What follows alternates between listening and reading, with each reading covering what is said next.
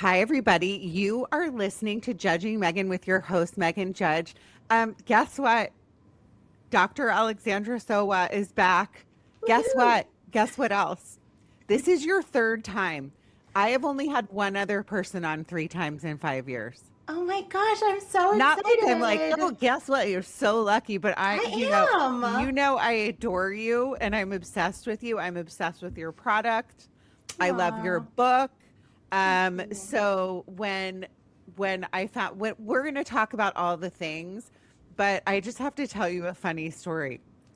And I didn't tell you this before because we had, as usual, like issues getting in, and we're both moms, and it's early here and later for you. It's just one of those days.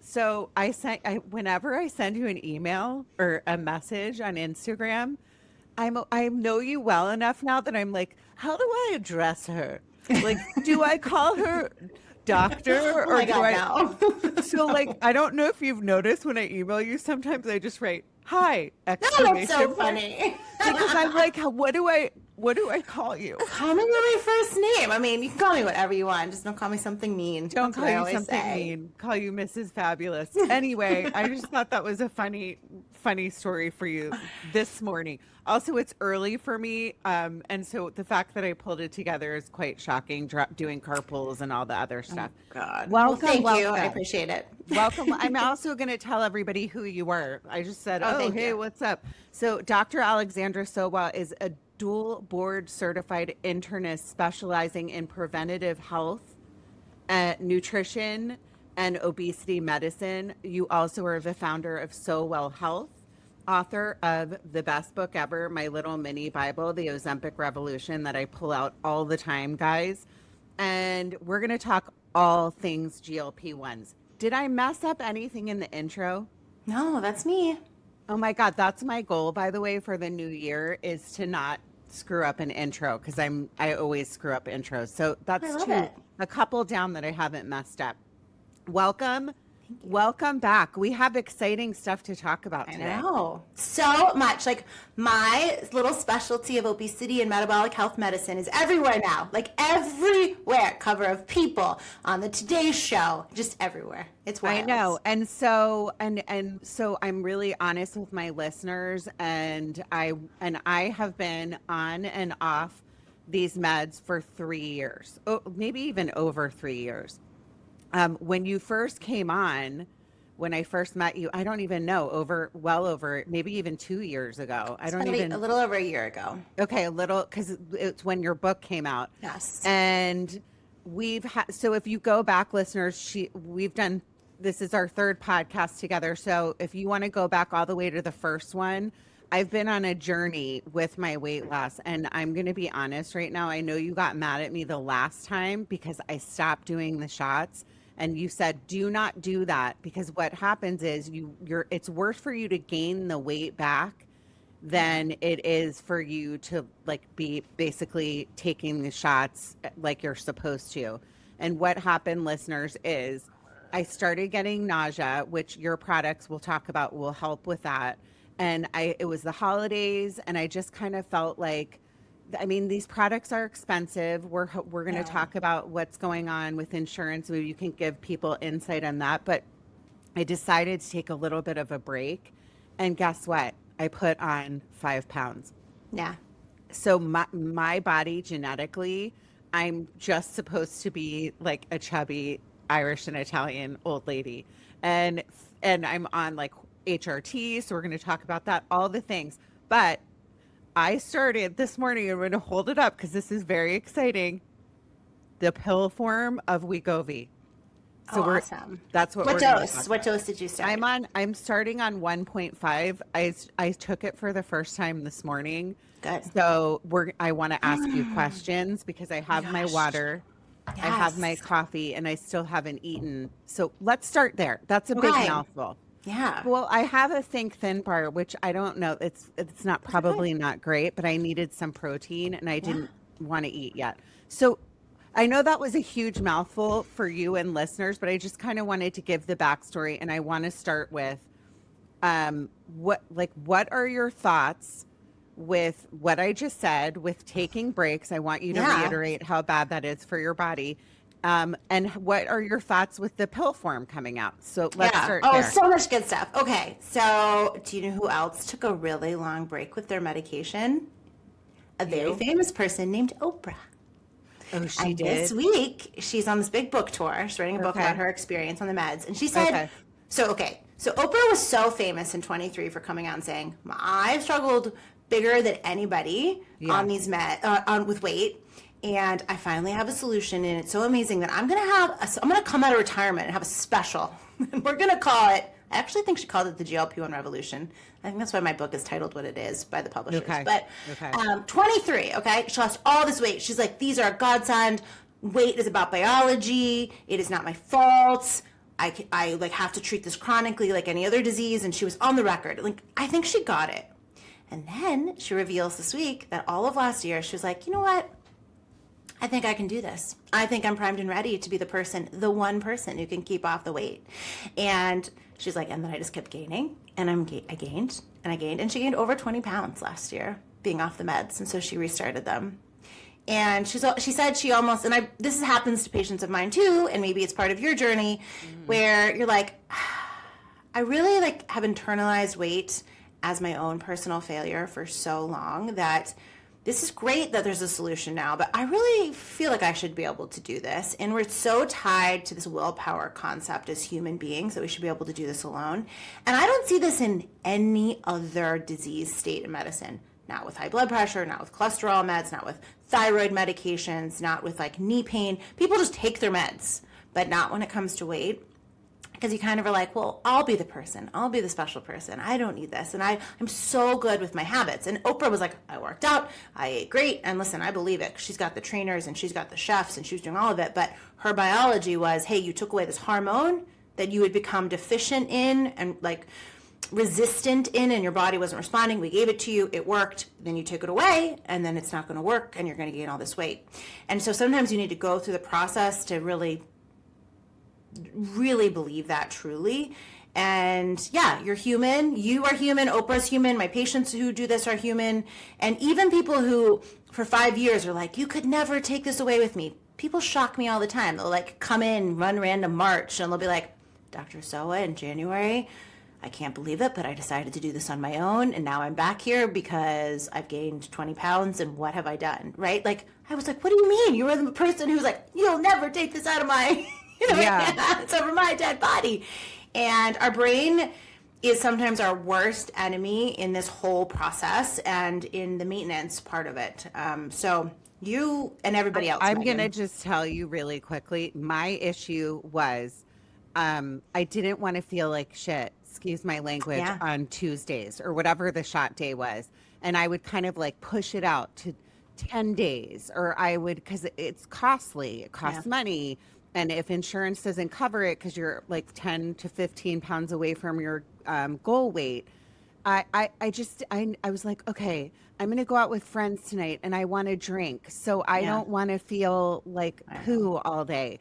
And I know your products, you have to have the electrolytes. And then I started to like worry about, I lost my dad to cancer in his 40s. So I started going, is this going to hurt my liver? Am I going to have kidney issues? And I know I've done you've read your book, like have tabs literally folded where I take it out and I go, okay, why is my brain doing this to me? And I'm going to be honest with you.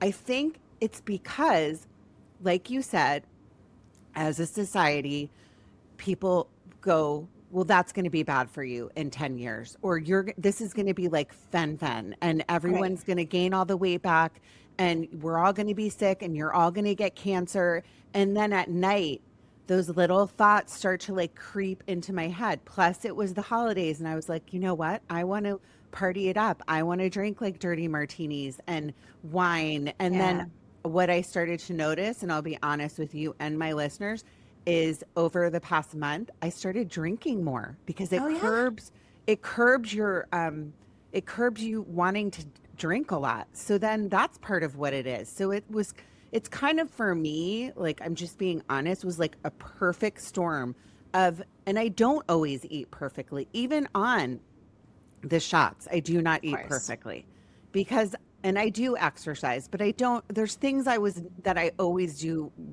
like great. And there's things but that's being human, right? Human, exactly. We're So, so hard on ourselves. We're yeah. so hard. And honestly, I think in the modern world, we just don't have enough space to really reflect. I mean, you were able to put it so concisely here, but this idea that the holidays are for eating and drinking, they're so deeply ingrained in like how we view the world and our relationship to it that it is often hard. And so I think we do see this a lot. People start pushing the shot back. Well, when you push the shot back, then you get more, or the pill or whatever it is we're going to take now. You start to get off your routine, well, then the side effects hit you more. And so then you would rather just delay. And then your relationship with food starts to change and your relationship with alcohol starts to change, right? These drugs are so impactful because they work not just as an appetite suppressant, but all over our body, including our brain. And I've always told patients that I imagine our human brains like this little devil angel on our shoulders, and it's always there. And no matter how good you try to be, and no matter how good you have been on your journey, like there's always this little devil that's like, you want to have more fun, like you want to like blow this up, like you don't need this. And I think some good meditation can help. I think journaling can help. I think routine of habits, which is like the first whole section of my book, it really helps people stick it out. And then I just thinking having space to reflect and talk. So listen, next holiday, you might know going into it, Meghan, your brain, that little devil is going to be there on the shoulder talking you out of this. You know you'll feel better probably come January, just having kind of stayed stable. Because maybe now you'll always remember the holidays of 2025 as the time that you like went off the meds and gained weight, right? Like we reframe negatively often what we think is going to be positive. So I think it's a good opportunity to just be like, hey, that little devil is trying to talk me out of this. Well, let's also talk about the bit, like the people that are still so opinionated about these drugs. So I'm going to tell you this. I get my blood checked every 6 months. I'm also on HRT. So like I said, I'm very paranoid. I'm a very paranoid person that I'm dying all the time. It goes back to my childhood, losing my dad young. But when I went to the doctor the last time, I was a little bit deficient in vitamin D and B12. So then I added that into my diet. But my cholesterol, all the things as we age that tend to go up, also it's genetic in my family, all leveled out. My kidneys were good. Believe it or not, my liver was, knock on wood, fine. All the things that in my head I went, oh my God. And then the people that are so opinionated about this, are like going, this is so bad for you. I don't know if you're supposed to be doing this long term. You know, I started to think to myself, well, I feel, even though I might feel nauseous on the days that I was doing shots for a couple of days, as long as I kind of incorporated your products, and again, we're going to talk about that, or hydrate enough or exercise, all the things, I think a lot of it was in my head. And I'm going to tell you this now. I started this pill this morning. Like I said, I've kind of been feeling like poo for the past couple weeks. I feel like my body, like gaining the weight, the 5 pounds back. I started to feel really self-conscious again. Like what these shots and what the weight loss has done for me is it minimizes the food noise, and it minimizes that little thing in my head that's like, you're fat, you're not good enough, you're this, you're that. I'm going to tell you that I don't think about, or I started to now, but I really don't think about that on the shots. I think about, wow, I look pretty good for my age, and I'm doing this, and I'm doing all the things. So what are your thoughts on that? I think that again, it comes back to why this medication has kind of gone from, 4 years ago, 3 years ago, nobody knew what these drugs were, and then everyone was saying they were a bad thing, right? Even though I knew better than that, and I was out here like on a soapbox. And now, because they've had such a rampant impact on everything from blood sugar, where we started, to then weight, but then now we're seeing these other benefits that go everywhere from significant improvement in longevity, decreased rates of dementia, cancer, heart disease, kidney disease, liver disease, all of these things that They generally tend to get us at the end. We're seeing an improvement on these drugs. But I think the thing that's really softening people is its effect on the brain. So on one hand, I think this is a little bit of a danger because I see people being like, I don't need the drug, but I'm going to microdose it because I hear my friends are more productive. And I'm like, okay, well, this is now entering like the magic pill shot territory, right? Like we have to be reasonable about why we're going on it. But I do think its impacts on the brain, this decrease, it really has been kind of like dumbed down to this idea of like decreased food noise, but really it's decreased obsession, I think, that people really feel, and it translates across the board. So I wrote about this in my book about a patient, and then actually in watching Oprah's interviews this week, she said the same thing, which was that she just got hours of her day back because not only was it wasn't like she was like craving, like, oh, I got to go find a cookie and track it down. She was like, okay, what am I going to eat next that's going to be good for me? The macronutrients, the calories, okay. I got to get this in. I got to get that in. I have to make up for what I ate last night. Okay, let's do it. It's just like a constant calculation. And then you're thinking about, I should be doing more. I'm not doing enough. How did I get here?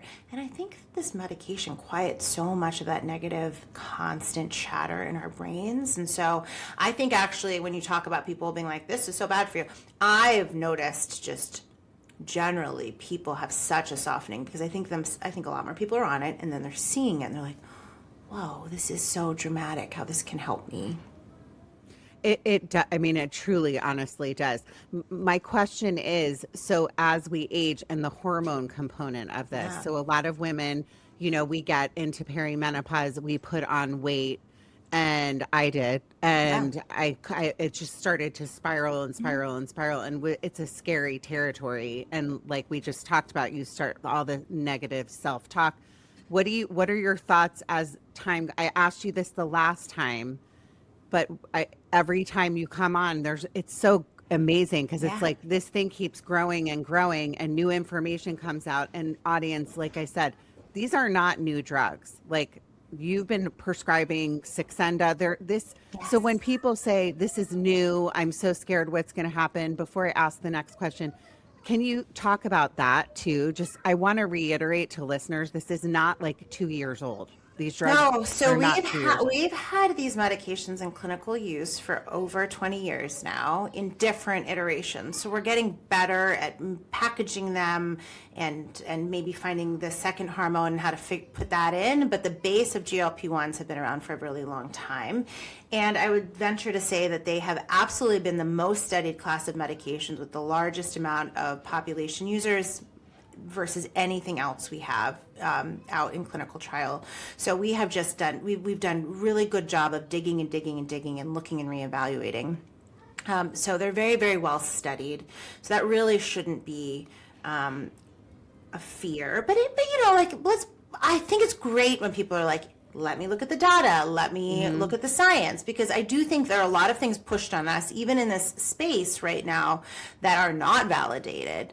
I mean, there is a whole group of, I think the New York Times wrote a great article. There are a whole group of like young guys using a drug that's not out to market yet, that they're getting on the black market from China, like the peptide itself, retatrutide or retatrutide, and they're all using it to get shredded at the gym. I mean, that drug is not approved yet, and it's complicated. It's a complicated drug. It's a 3-hormone drug, so you're getting 3 black market peptides, you're putting them together, and you're calling it a day. That worries me. That really does worry me. So I'm not just saying, yeah, it's safe, but these particular medications, the ones that are FDA approved, they have been studied extensively. And so I feel very, very comfortable. And the studies about rats and can you just talk about that? Because that's something that people... my followers, I'm very honest on Instagram or on the podcast that I am on these drugs. And I've talked about it the past too. I hate it when women, and it's fine. It's your own choice not to talk about it, but you would help so many other people if you just admitted it. Or it's not like you have to tell everyone. You don't have a podcast or a platform, but it bothers me when people go, oh no, it's just diet and exercise. And then you make other women in their 40s and 50s and beyond feel like crap because they're like, I can't, what? How did you do that? You just went to the gym 5 days a week? I know. There's so much shame. There's just so much shame about it. And so I really don't fault anyone. I think it's a real problem when someone has a platform and they're selling you something and they say that they just did it through diet and exercise, but they did it with the use of a medication too. Like, that bothers me. But for the everyday Joe or Jane, I'm like, you know what? It's your decision. If you want to share, great. You'll help a lot more people if you share. And I think it's wonderful. To come back to the rats, did you see my post this week about what happened to me last week live on Fox and Friends? No, I follow all of your posts. I don't know how I missed that. Okay. So I went on Fox and Friends last week live because I live right outside of New York City. And they asked me to talk about like online pill mills and like what you should be getting to make sure it's healthy. I'm always ready for anything live. But the host, who I actually believe is a perfectly petite, tiny, naturally little person. She's had a lot of children. And I think she just naturally is that way. And good for her. Good for her. I hate her. And it was supposed to go in a totally different direction. And as we sat down, she goes, just so you know, I don't believe in these drugs. They gave the rats cancer. And I was like, oh my God. And I was like, quickly, like in my, like as they were doing the intro, I was like, okay, what am I going to say? Because this is not true. She said that right when you were. Yes. No. As they were like playing the package. And I was like, oh shit. Oh my God. So let's answer it. Okay. Yeah. So they really wanted to frame it as this idea that we're like missing the root cause of, or she wanted to frame it, of kind of obesity, and like by giving these meds, we're just ignoring the fact that we should be eating healthy. And that's just like that is such a problematic way of thinking, because there's no one root cause to obesity. And I am a big believer in food and healthy food ecosystems. And in the second half of my career, that's, I hope, where I get to put a lot of my energy, because the medications allow us to have a stopgap and like prevent what's already happened. And something did discrete happen around 1980 in the way we started making our food and the chemicals we put into our air and how we started packaging everything in plastic. It's true, but it's just like not one thing. And I can't ask the individual to be like, can you fix this? Like, the government got us here and can't fix it, but can you? Yeah. So one root cause is a problem. So we start there and saying like these drugs aren't covering up anything. They're actually preventing a lot of future disease, and they're very well studied. When it comes to the rats, okay, so this is like making its way around again. So in early clinical trials, when we looked at rat models, there was a potential risk of people who had a very particular receptor on thyroid, on their thyroid or endocrine organs, could have an uptick of cancer, theoretically based on a blood marker in the rats, but not in actuality. Like, they didn't progress, but we thought it might happen. So then these drugs do carry a black box warning about people with a history of medullary thyroid cancer, which is very, very rare, and then even more rare is a family history of MEN type 2 cancers. This black box warning will likely go away because in human trial, human data, human existence over the past 20 years, we actually haven't seen an uptick. And what the rats were exhibiting was that they actually have a different receptor in their thyroid than humans do. And so there was an uptick of the marker that didn't translate into actual cancer. So no, these drugs did not give the rats cancer. Wait, I'm dying. Did you say this? No, well, I said that they didn't give them cancer. I couldn't go into this whole detail because I have I have to go back on my and watch Instagram. it. I was good. I was just kind of like gobsmacked, and I was like, well, they didn't give them cancer, and anything theoretical hasn't gone into human models, so these are very safe. And in fact, they decrease significantly 16 types of cancer. So no, it's I mean I'm a testament to the fact. I mean, I just talked about my blood work, so I hope that people continue to have more of an open mind. Okay, so my next area I want to go into, you dealt with that very well. I can't wait to watch it. Okay. I will never do that to you. I hope you know you're always in the same space with me. Okay, so listeners, I have been on Wegovy, the shot. I have been on the compounded Tirzepatide, and I have been on Zepbound.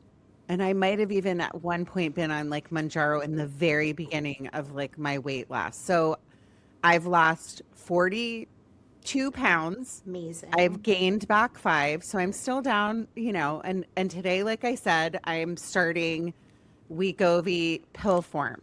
Great. The things that I personally have dealt with over the years are constipation.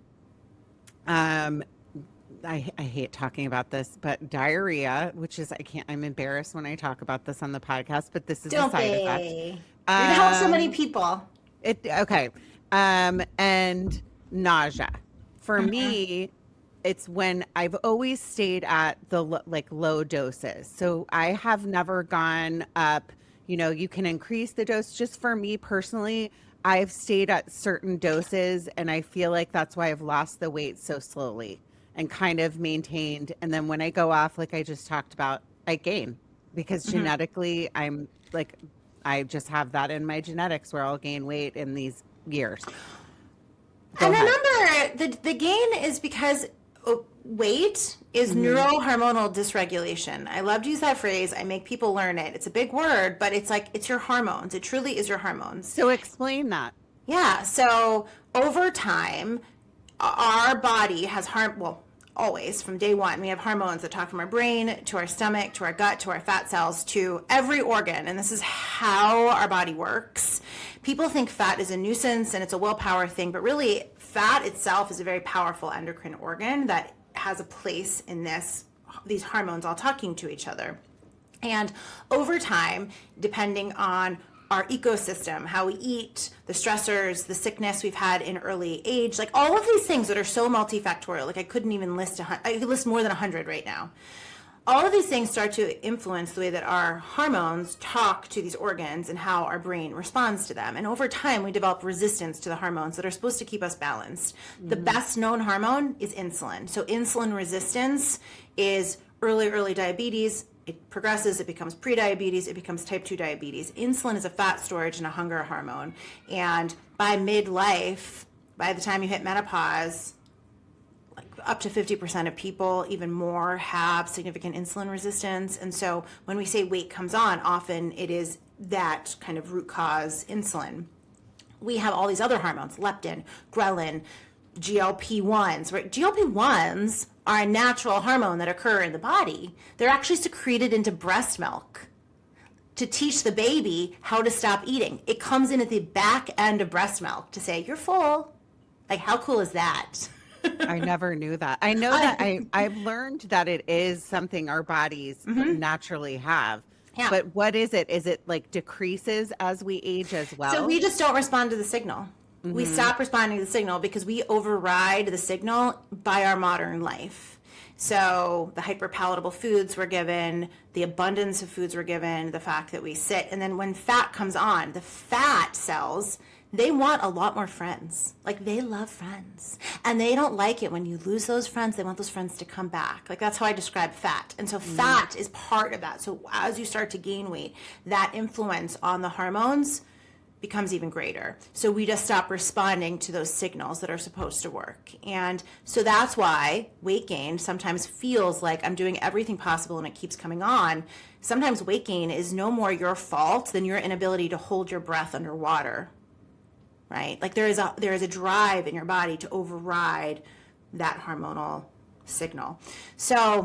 So that's truly kind of what this whole thing is. And when we were talking about menopause, people talk often about this. And unfortunately, even my own field, still to this day, there is this concept that it's just aging and it's just you. And like your metabolism, there was a big paper a couple of years ago. They're like, your metabolism doesn't slow. It's just you. No, well, sure. Okay. Your metabolism, like technically the amount of calories you burn doesn't change, but your muscle mass changes. Your insulin resistance surges. The way you package your cholesterol changes. You sleep terribly. And so then you have no energy to do things in the morning, and your cortisol is high. And so you're craving carbohydrates. I mean, it's this like perfect storm to gain weight. And that too, menopause is hormonal dysregulation. It might be a natural hormonal dysregulation, but that's in essence what it is. So I think we're starting to come around, even in medicine and the kind of the world at large, that, okay, well, we have tools to treat this, and a lot of things in life are natural, like terrible illness is natural, but we have antibiotics to treat it, right? And like we have interventions, so if we can make the quality of our lives all better, why not?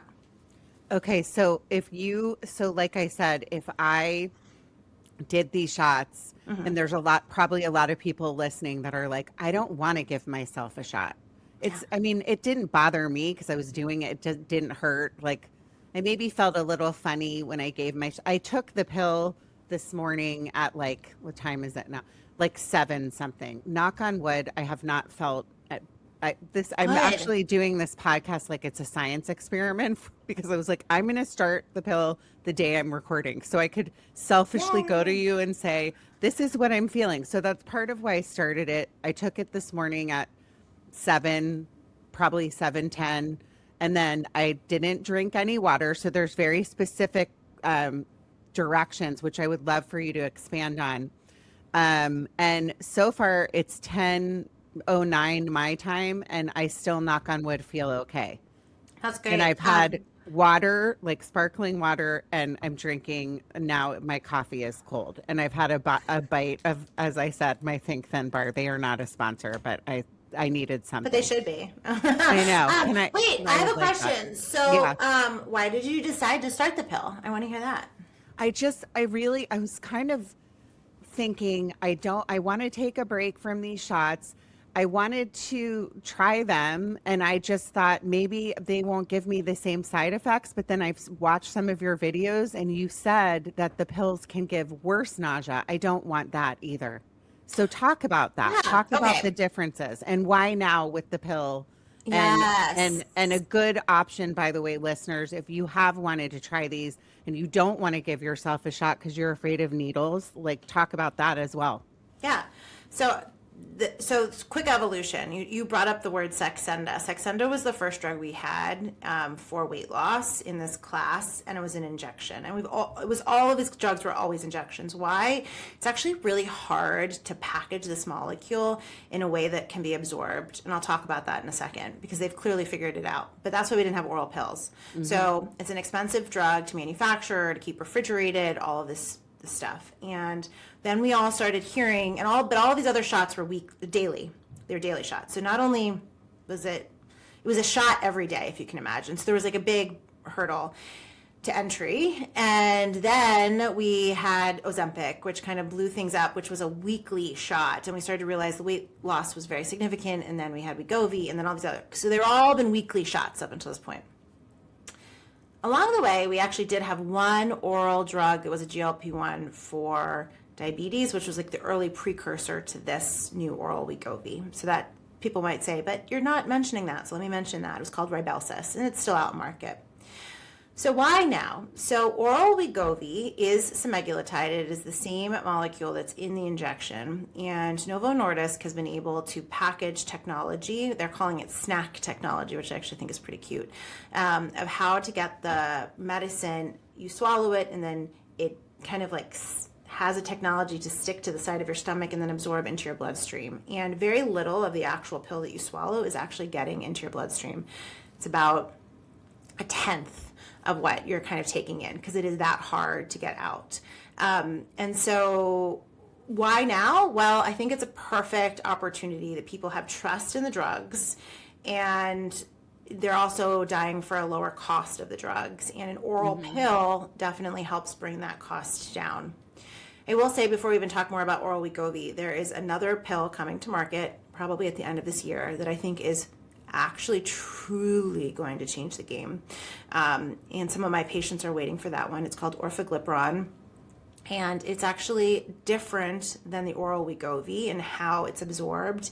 And it is a non-peptide, so it's going to be even cheaper still to produce. Now let's like cross our fingers and say a dance to the pharma gods that they price it accordingly, but it's not going to be as complicated. So that's coming. So it's going to, this like 26 is going to be the year of oral drugs. So back to oral Wegovy. So it's the same molecule, but you have to take it every day. And we're like, it's a really fussy drug. So you have to take it at the same time every day. It's like a harkening back to like a oral contraceptive. Like you have to take it at the same time every day. Yeah. But even more than that, just like you mentioned, because it's such a picky drug, like it can't have anything in the stomach. So you have to take it first thing in the morning, and you can only take it with 4 ounces of water or less. And actually, just so you know, the studies show that the least amount of water you take it with, the better the absorption is. So you want to take enough that you like don't feel sick. But you Okay. really have to keep it to 4 ounces of less or less. Okay, good to know because I think I drink like 4 ounces Yeah. exactly. So Okay. you might just want to But like in the nudge it down. morning, you're dehydrated. No, So I'm wondering, they always say the best thing you can do is drink water in the I morning. know, So but you can't. You just you can't on can't. this one. You just can't. And so Okay. you want this drug to get absorbed as it should, and then Hmm. you set a timer for 30 minutes. I think routines are going to be like crucial, and I think every morning maybe you have two timers in your phone: one to take the pill, and then one to start drinking, like 30 minutes after. Okay. And because of that, because of like how it's getting absorbed and there's nothing in your stomach, the side effects are a little bit bigger on this one, specifically nausea. But when I say a little bit bigger, we're talking like 5 percentage points. And it comes in waves and it's not everybody. So you are 100% right to stay at this lowest dose. So there are 4 doses of this drug, and Wegovy has always been, they kind of have always pushed, I'll be honest, Novo Nordisk has always pushed doctors to stay on this titration schedule up to get up to the top dose. And I'll tell you, Meghan, and anyone else listening, is that low and slow is always my mantra with these drugs. So even if the drug maker is saying get up to the top dose, if you're doing great on the lowest dose, you're going to advocate to stay on the lowest dose, because technically in the trials they might have seen more weight loss at the higher doses, and like that's what they want the established dose to be. But if you're doing great with no side effects, you're losing weight, you're maintaining your weight loss, stay at the lowest. Will I lose weight on the 1.5? I think it's really dependent. Yeah. It's really, really hard to say, because you've always been someone who responds well at lower doses than maybe you might. But Yeah. I would not anticipate for most people significant weight loss in the first month on the starting dose. I would think at least it would take about to the second out of 4 doses. And so people sometimes think that, people are like, well, I don't want to go up. I'm like, well, go up. If you're going to be on a drug, like, let's have it work. And if you're feeling well, then we should go up. So I don't think you need to stay at the lowest just because. But if you can, do it. What about if I decide I'm on this for like a month and I don't like it and I want to go back to like the shots or like whatever Then you just it go is. back. And then you just go back. You have to wait a certain amount of time. At 24 hours until you take your Oh, injection. that is. Yeah, Okay. yeah, because it's just a short half-life. So say I try it for a week and I go, I don't like this. Can I go back to what I was doing? Okay. Yeah. Also, listeners, part of the reason I wanted to try this too is because it's cheaper. Yeah. So I think you just talked about that. Yeah. I can't remember what the starting doses are, but they're pretty affordable. And I think the full dose is $199. So that's definitely the highest dose. The highest dose. Yeah, The yeah, highest yeah. dose is $199 a month, which is definitely the most affordable full dose medication on the market.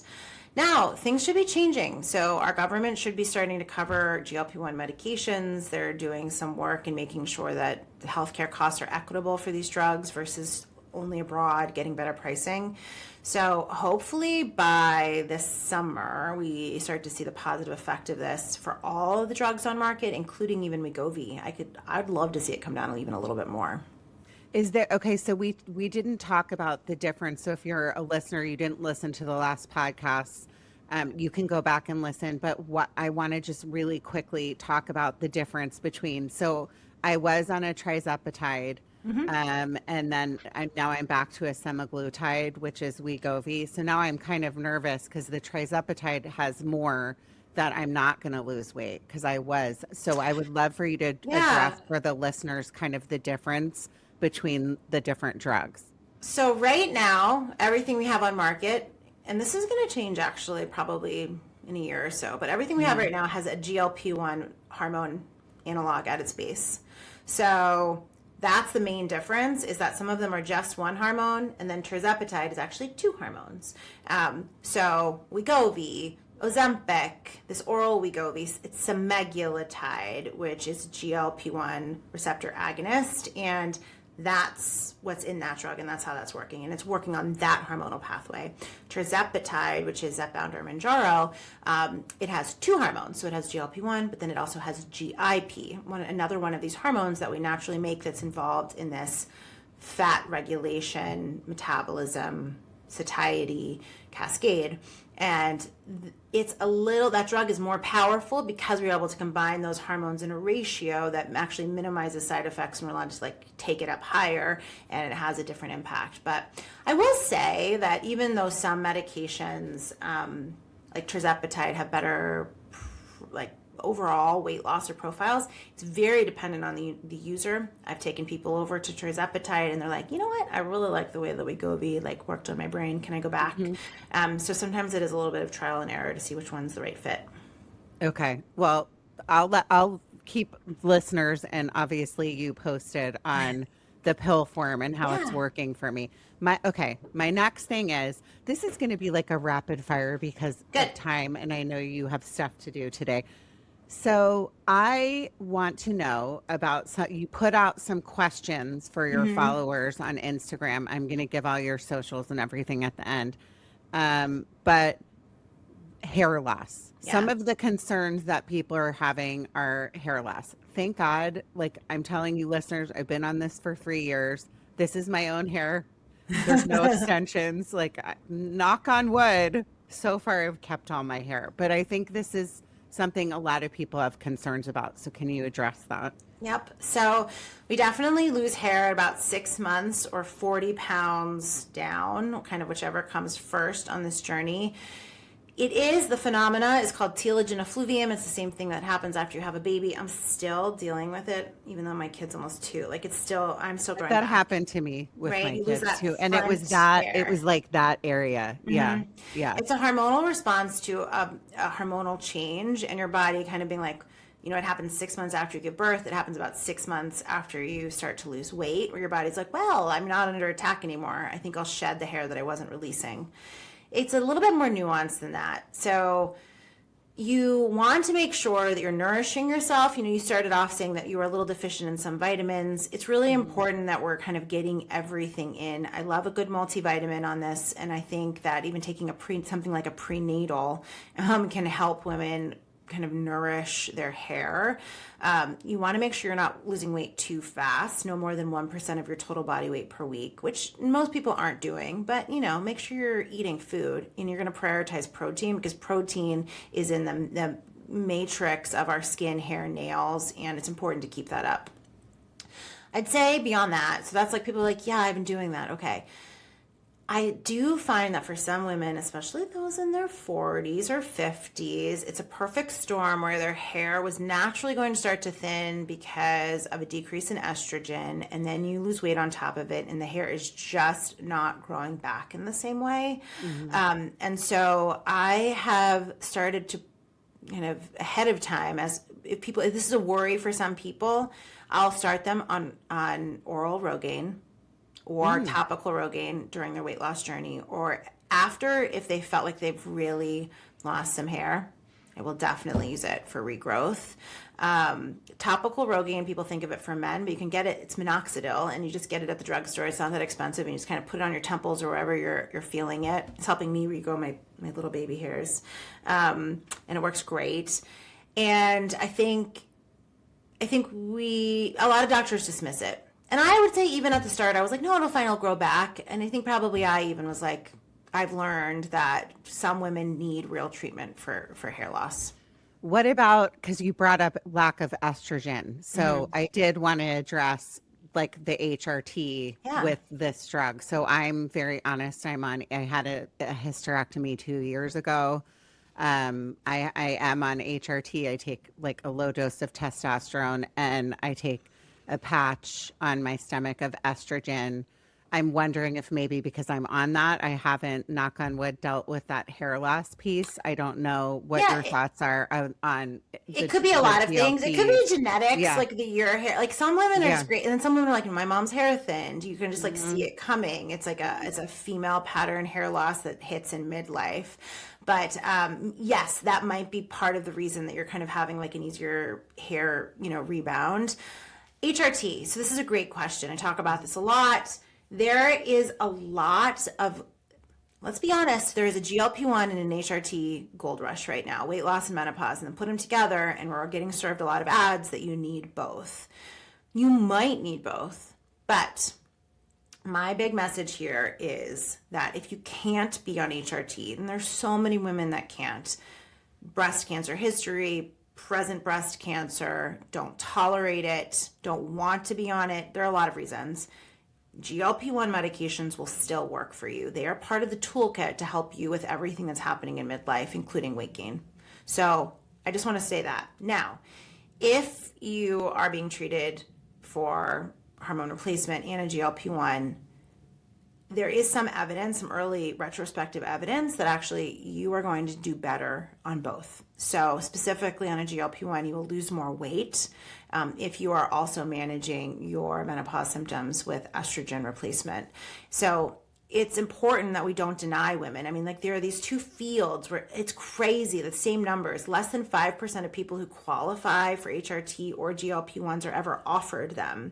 Even though your feed and my feed is telling like all of these things, the average person is really being denied the conversation to manage these side effects, these symptoms that come up in life. And so I think it's really important that people have access, but I also think it's important that people are like, can make their own decisions about it. Yeah. I mean, I think each to his own. I will tell you, I've been on both for several years and it's worked magic, worked wonders for me. Knock on wood. I always say that. I don't know why.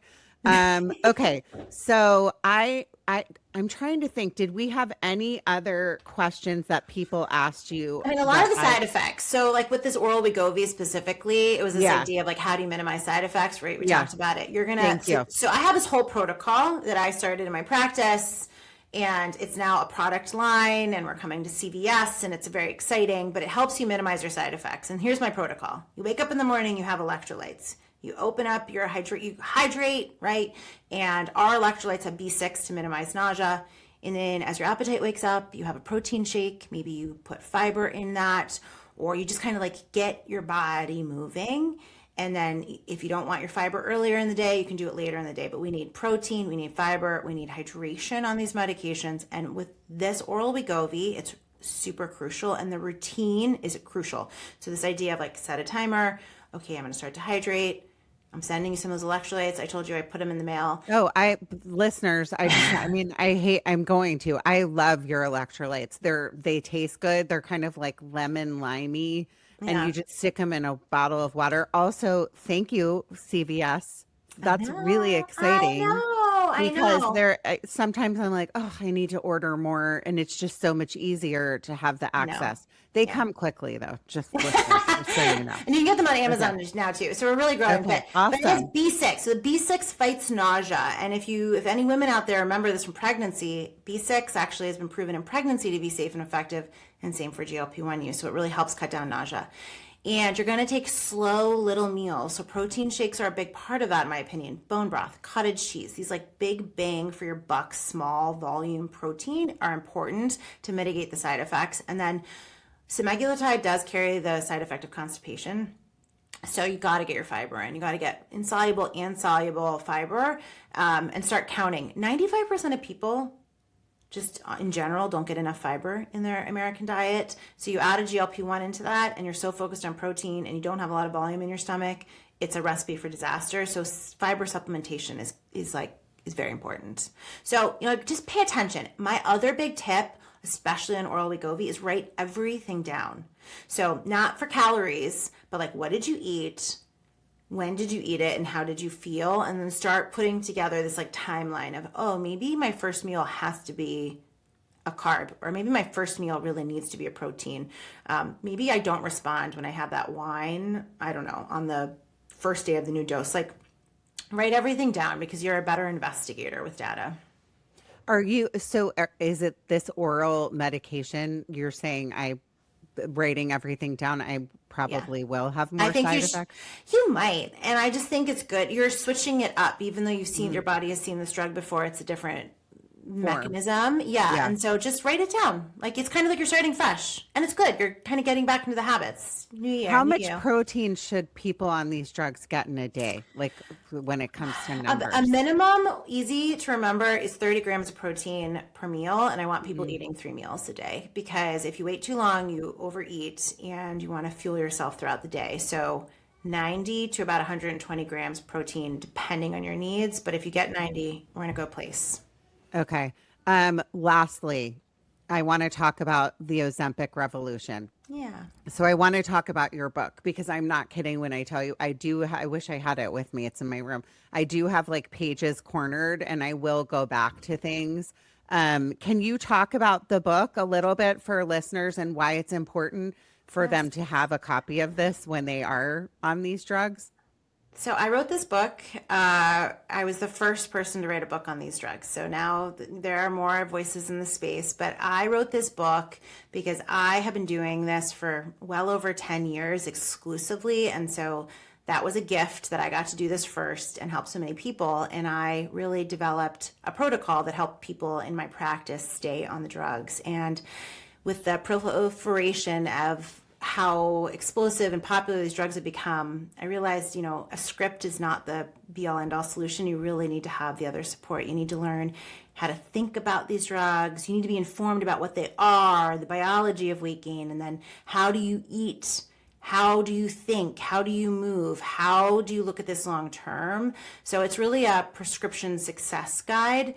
I'll pat myself on the back. It's so well written that actually it has continuing medical education credit. It's been vetted by my colleagues. So it's written for patients, but I have a lot of clinicians who read it and even grab credit for it because it informs their practice. And it came out about a year ago, but everything is up to date except for this new oral Wegovy. I knew it was coming, but I didn't know when.